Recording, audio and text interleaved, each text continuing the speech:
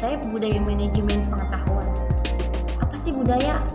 Kalau menurut Stoner, budaya adalah kompleksitas asumsi, tingkah laku dan cerita, mitos, metafora, dan berbagai ide lainnya untuk menentukan apa arti anggota masyarakat tertentu. Bagaimana caranya agar kita menjadi salah satu dari anggota tertentu?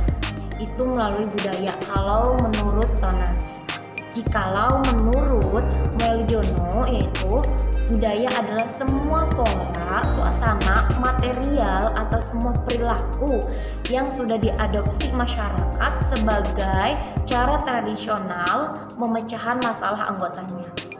Dan adapun sudut pandang budaya itu menjadi 3. Yang pertama, budaya merupakan produk konteks pasar-pasar di tempat organisasi beroperasi, peraturan yang menekan, dan sebagainya. Yang kedua, budaya merupakan produk untuk struktur dan fungsi yang ada dalam berorganisasi. Misal, organisasi yang tersentralisasi berbeda dengan organisasi yang desentralisasi. Yang ketiga, budaya merupakan produk sikap seseorang dalam pekerjaan mereka. Hal ini berarti produk perjanjian psikologi antara individu dan organisasi. Sedangkan untuk manajemennya sendiri yaitu ada 5 aspek. Yang pertama, mengkoordinasikan SDM, material, dan keuangan ke arah tercapainya tujuan organisasi yang efektif dan efisien. Yang kedua, menghubungkan organisasi dengan lingkungan luar dan menanggapi kebutuhan masyarakat. Yang ketiga, mengembangkan iklim organisasi di mana orang dapat mengejar sasaran perseorangan dan sasaran bersama. Yang keempat, melaksanakan fungsi tertentu yang diterapkan seperti menentukan sasaran, merencanakan terkait sumber dayanya, mengorganisir dan melaksanakan serta mengawasi. Dan yang terakhir, melaksanakan berbagai peran antar pribadi, informasional, dan memutuskan. Setelah manajemen budaya, kali ini ada pengetahuan. Pengetahuan ialah keseluruhan kognisi dan keterampilan untuk memecahkan suatu masalah dengan kapasitas melakukan tindakan yang efektif, efisien, dan rasional. Budaya manajemen pengetahuan adalah ketiga konsepan yang digabungkan. Secara konseptual, budaya manajemen pengetahuan itu bertolak dari anggapan dasar. Ada pendapat dari Draha mengenai anggapan dasar. Yang pertama adalah budaya adalah kolektif mental program. Yang kedua adalah nilai bisa berubah dan budaya bisa berubah atau diubah. Budaya adalah kolektif mental program. Apa sih? Jadi, budaya dapat diprogramkan atau dimanajemenkan berbasiskan pengetahuan. Seperti itu. Bisa dilihat sendiri ya teman-teman, ada beberapa pertanyaan yang bisa diajukan ketika teman-teman ingin melakukan penelitian di perusahaan tersebut atau ketika ada beberapa hal yang teman-teman kurang memahami.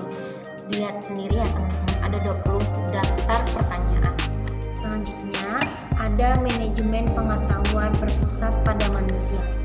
Manusia itu sendiri sebagai individu yang mempunyai perilaku dalam berorganisasi yang membawa ke suatu tatanan, kemampuan, kepercayaan diri, pengharapan, kebutuhan, dan pengalaman masa lalunya.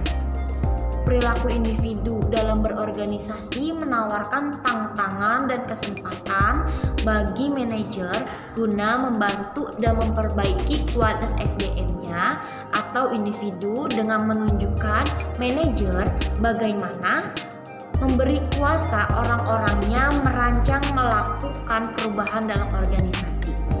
Sedangkan pengetahuan sebagai besar berada dalam kepala manusianya dan bentuk basic knowledge.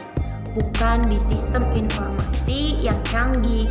Salah satu pendekatan yang berpusat pada manusia dengan menumbuhkan budaya kondusif terhadap berjalannya proses dalam manajemen pengetahuan.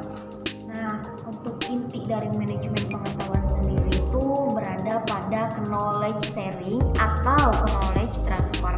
Karena melalui knowledge sharing itu terjadi peningkatan nilai pengetahuan yang dimiliki perusahaan. Misalkan, seseorang yang melakukan knowledge sharing tidak akan kehabisan pengetahuan yang dimiliki, akan tetapi justru akan menambah nilai atau melipat gandakan nilai dari pengetahuannya, sehingga dapat dinikmati oleh semua orang atau banyak orang. Itu pun berdampak baik kepada perusahaannya. Nah, unsur budaya sharing pengetahuan. Yang pertama adalah peran kepemimpinan berupa kemampuan untuk merumuskan visi, keterlibatan langsung, memberi dukungan, dan advokasi. Yang kedua, budaya perusahaan yang memberi iklim kepercayaan dan keterbukaan. Selanjutnya, adanya kemauan pemimpin organisasi untuk mempromosikan knowledge sharing dan berkolaborasi.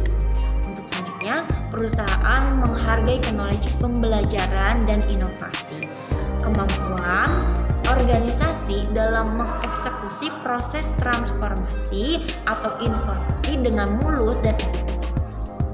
Serta ada peran dan fungsi budaya terhadap manajemen pengetahuan, yaitu ada value and system, leadership, positive teamwork, dan lain sebagainya. Bisa dilihat ya.